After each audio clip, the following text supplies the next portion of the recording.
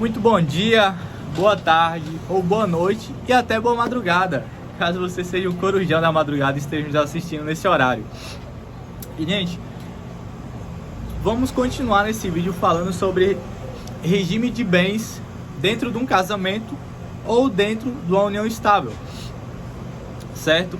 E assim, nós já falamos no vídeo anterior sobre dois regimes: comunhão parcial de bens e comunhão universal de bens. Nós já falamos desses dois regimes. Nesse vídeo nós traremos mais três regimes, que vai ser separação convencional de bens, separação legal de bens e participação nos aquestos, certo? Nós vamos trazer essas três modalidades. Antes, deixa eu me apresentar. Sou Aires Souza, sócio fundador, advogado, sócio fundador do escritório GS Advocacia Especializada.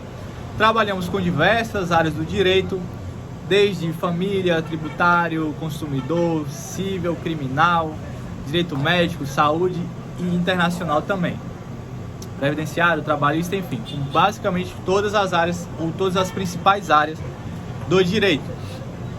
E nós criamos o Qual o Meu Direito justamente para poder te trazer informações diárias sobre direitos que tu tem ou deveria saber que tem, direitos, deveres e também situações fáticas. Por exemplo, sobre hoje, o tema de hoje é casamento, união estável e o regime de bens.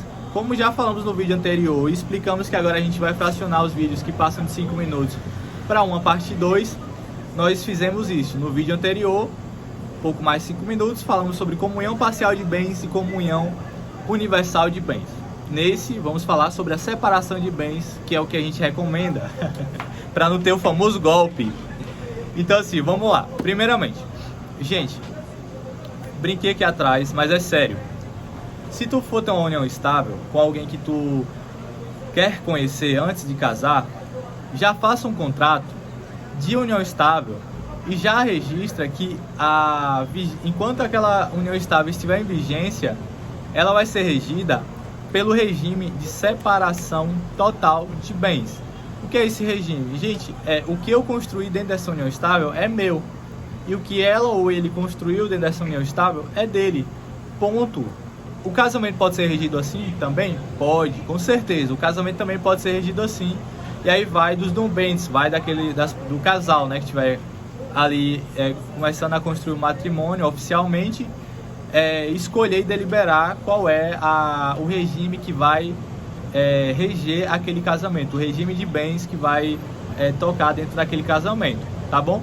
Mas assim, se tu vai começar a morar com alguém, desde o primeiro dia de tua morada, ou quanto antes, procure um advogado especialista, procure um escritório especializado, para poder fazer um contrato público de união estável. E aí, vocês também vão declarar qual é o regime que vai estar naquela união estável, tá bom?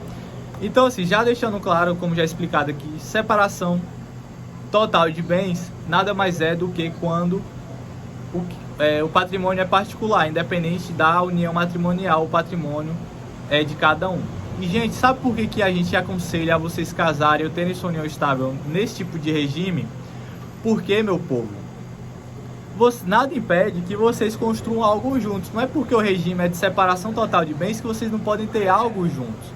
Esse é um grande erro das pessoas que acham que e a nossa casa? Eu vou construir a casa e não vou ter metade? Vocês podem, gente, comprar uma casa, um apartamento e colocar no nome dos dois. Ó, esse bem aqui especificamente é nosso, esse bem aqui pertence a nós dois. No entanto, o meu salário, o meu carro, a minha empresa, ela é minha, particular. Entendeu como funciona? Vocês podem deliberadamente, ainda vivendo ou ainda vivendo sob o regime de separação total de bens, vocês podem sim construir patrimônio juntos, vocês podem montar empresa juntos, vocês podem comprar carro, casas, terrenos, enfim, vocês podem fazer tudo e pôr no nome dos dois, mas vocês vão escolher o que vai para o nome dos dois e o que é individual, o que pertence a cada indivíduo do relacionamento, tá bom, gente?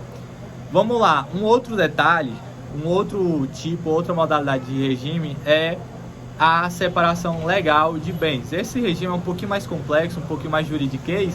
Eu vou deixar aqui em qual artigo do Código Civil ele está, para se você tiver curiosidade de ir procurar, saber melhor dele, você pode ir. É o artigo 1641 do Código Civil. E assim, lá tem 3 incisos que falam quando que o casamento deve ser obrigatoriamente na separação legal de bens. E eu vou deixar o maior exemplo, os outros 2 são mais chatos de explicar, muito mais juridiquês, preferi não trazer no vídeo, que é quando a pessoa tem mais de 70 anos. Ela não pode casar, não pode viver em união estável sob outro regime, senão separação total de bens. É justamente para evitar o famoso golpe, né? O golpe do baú. Então, que são pessoas que já casam com pessoas idosas visando somente o patrimônio, nada de amor.